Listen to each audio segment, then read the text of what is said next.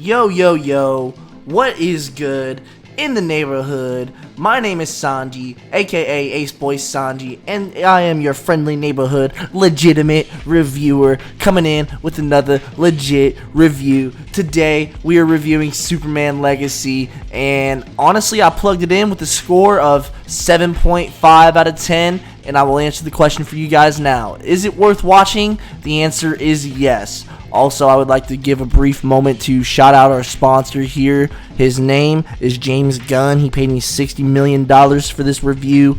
Fuck Zack Snyder. Again, fuck Zack Snyder. Actually, fun fact, James Gunn and Zack Snyder are also actually best friends in real life, which is why they did that thing on Rick and Morty. Didn't know if y'all saw that or not, but I can include it right here. Thought it was a little funny that they ripped on each other. But let's get into ripping into this movie. There's a lot of jokes. It feels a bit quirky, and you see that a lot with specific moments with Crypto, Superman's dog. He reminds me of my dog, and I'm not gonna lie, I laughed a lot. Despite not wanting to laugh, I did laugh. There's a very light tone with this series. You could compare the light tone to Drake's Schlong, if you will. Very light. But I will say the villains were very cool. The engineer, to be exact, was pretty sick.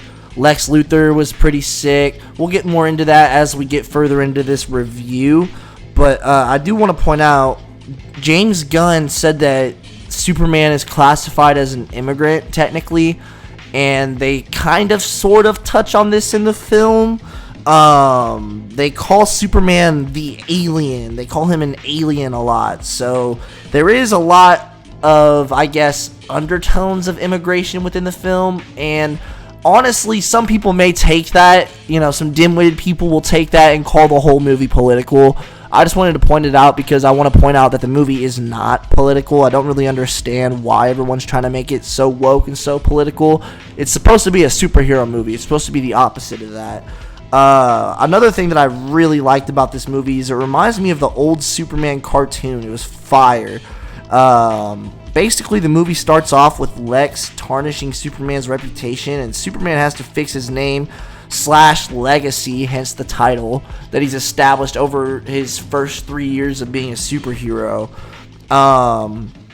Another thing I really liked, spoiler alert, Peacemaker makes a cameo, and it made me really hyped for Peacemaker Season 2, and just hyped in general when I saw that. Thought it was super dope that they included someone like that, and I think it's kind of cool that James Gunn is kind of going with some sort of canon timeline. I don't really know the direction he's taking, and that's one thing I don't really like, I'll be honest. There's not really much set up for Justice League other than the Justice Gang making their vague appearances. The appearances were cool. I'm not going to hate on them, but they were vague. They were very short. For example, Guy Gardner only gets about 5 to 10 minutes of screen time.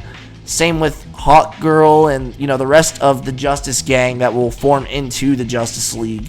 You do get to see the Hall of Justice, though, so that was pretty sick. I'm not going to lie. That was pretty badass. Only thing that I wish is that they would have mentioned that Bruce Wayne is funding it, or not Capsule Corp, that's Dragon Ball.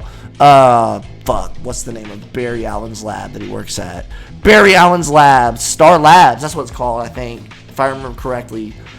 Don't quote me. I'm not 100% the best superhero terminologist. But, like I said, Guy Gardner was entertaining, as was the rest of the Justice Gang. I'm calling them the Justice League. I don't give a fuck. They're the Justice League in my heart. And I'm going to spoil something right now for you. I'm going to put spoiler alert in the description. But Ultraman is Superman's clone. He's like the final boss of the film.